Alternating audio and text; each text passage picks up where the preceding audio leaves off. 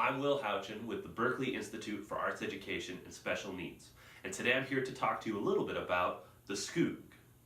Now you might be wondering, what is the Skoog? It's kind of a weird looking thing. Looks like it's made out of rubber. Well, the Skoog is a tactile musical interface. Say that with me. Tactile musical interface. Don't you sound smart now? Really what it is it's a squishy cube that you can press to make sounds like this. Ooh, that's nice. Now, the Skoog itself isn't making the sound. The Skoog pairs via Bluetooth with an iPad or an iPhone and uses the Skoog Music app to control the sound. It can also be paired with apps such as GarageBand or ThumbJam or countless other music-making apps on the iPad in order to change the sounds that you create. So today we're going to figure out how they work, how to get them going, and how to make music with the Skoog.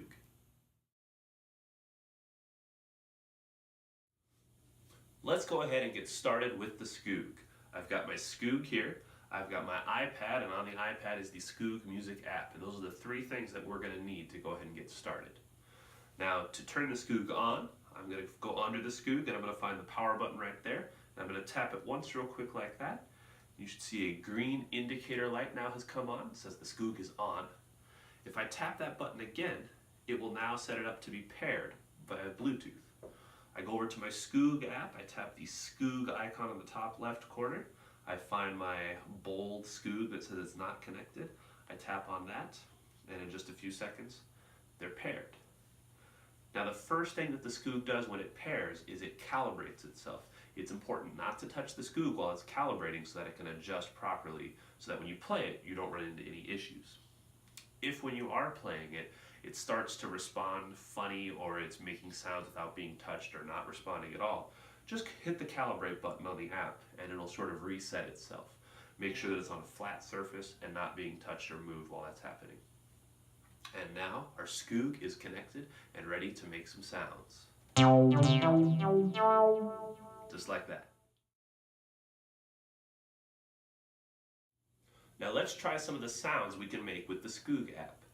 The default sound is the classic synth and it sounds like this.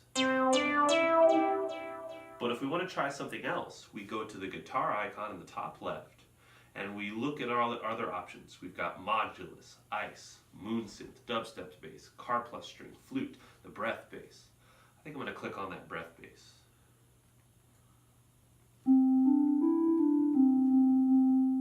That one sounds really nice. We can also change the notes that are assigned to the different sides of the Skoog. If we go to the top left and click on the little 8th note, we can change the pitches that are assigned to the instrument. First, you could change your tonic or your key, and it has all 12 keys.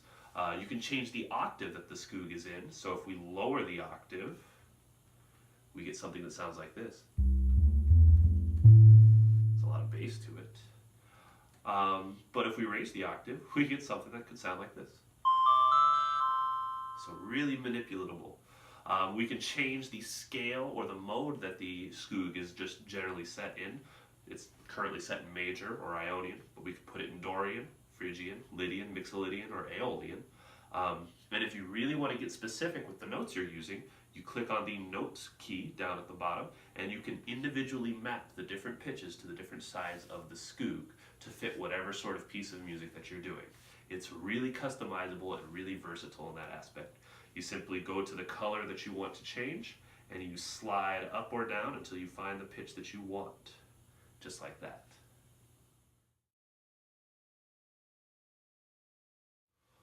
One of the features of the Skoog app is the Skoog Songbook, which has a bunch of pre-selected songs already written out in Skoog notation to get you playing right away. To access the songbook, we're going to click on the little book icon in the center at the top, and we have a list of songs that we can choose from. I'm going to try some Jingle Bells. As you can see, I've got the little colored icons. The longer the icon, the longer you play it for. So let's see how this sounds.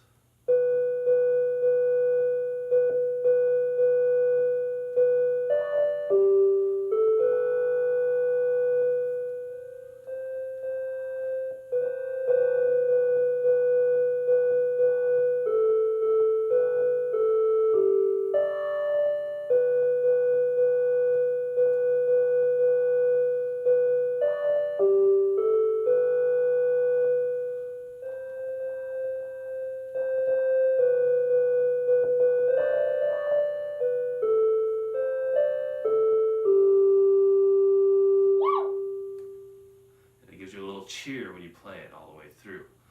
It's really easy to understand, really intuitive, especially for kids to understand, and they have a lot of songs that you might be doing in your classroom.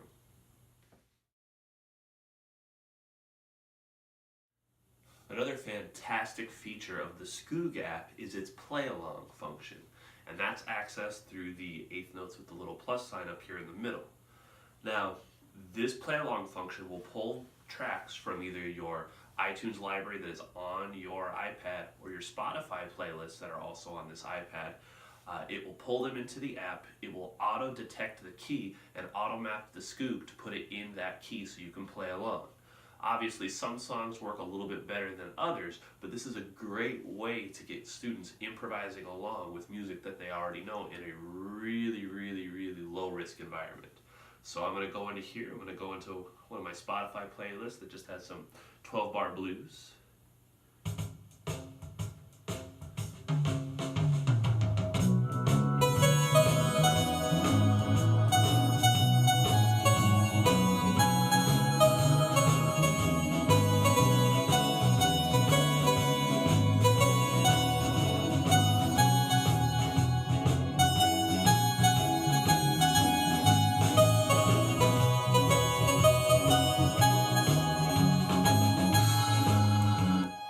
And it's as easy as that. Really fun to play around with.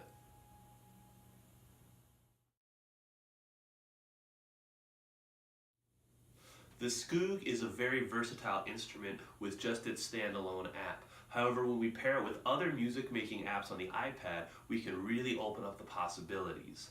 The most popular app that people use to make music on the iPad is obviously GarageBand. So I'm going to give you a quick rundown on how to make a Skoog, a controller for a GarageBand sound. So first what we have to do is prepare our Skoog to become a MIDI controller. To do that, we find the little MIDI icon in the top. And we'll see we have two options, MIDI on and off and audio on and off. And right now your audio should be on if you're hearing sound from your Skoog.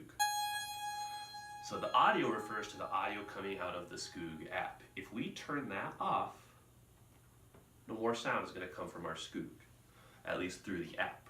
But what we are going to do is we're going to turn MIDI on. So now our Skoog is primed as a MIDI controller. Okay, so that's all we need to do in the Skoog app. I'm going to switch over to GarageBand. Now in GarageBand, I'm just going to create a new project right now to get us started.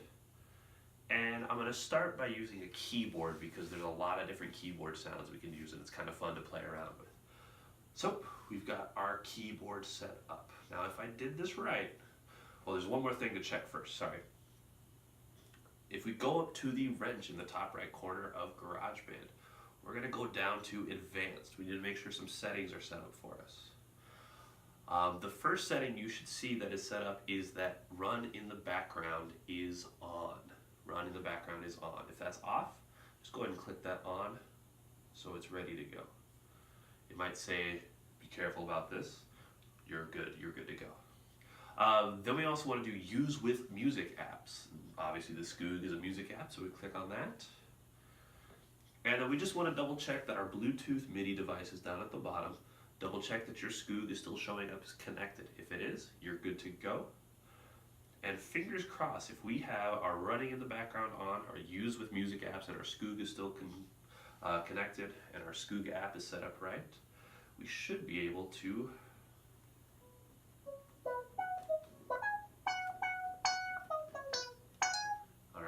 So I've got this on a smooth clavichord right here. Let's see something else. Well, let's just do a classical grand piano.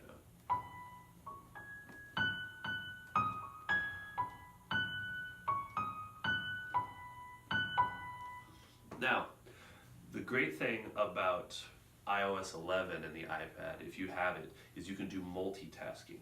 And the Skoog app actually works really well with that. So if I swipe up at the bottom, and I take my Skoog app and I hold down on it, I can drag it up and I can put it, let's put it over here. And I can have my Skoog app up as I have my GarageBand up. And the reason that might be helpful is because if you want to change the pitches that you're hearing, you can use that while you're still in the GarageBand app. So I want to be in the key of C. Good. And and I can change my octave. I want the lower octave of the piano. Or let's go even lower.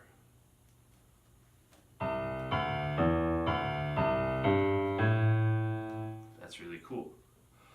If I go click on my classical grand, I've got all these other sounds I can get. Let's try a synth bass. Exoplanet, that one seems cool.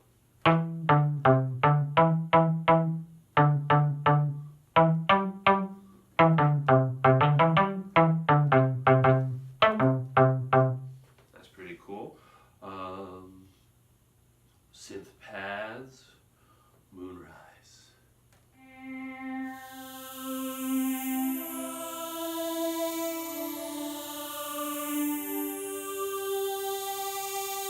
That was really nice. And you know, sometimes I want to jam on the Skoog with my students playing the recorder. I can put it in flute. And let's see.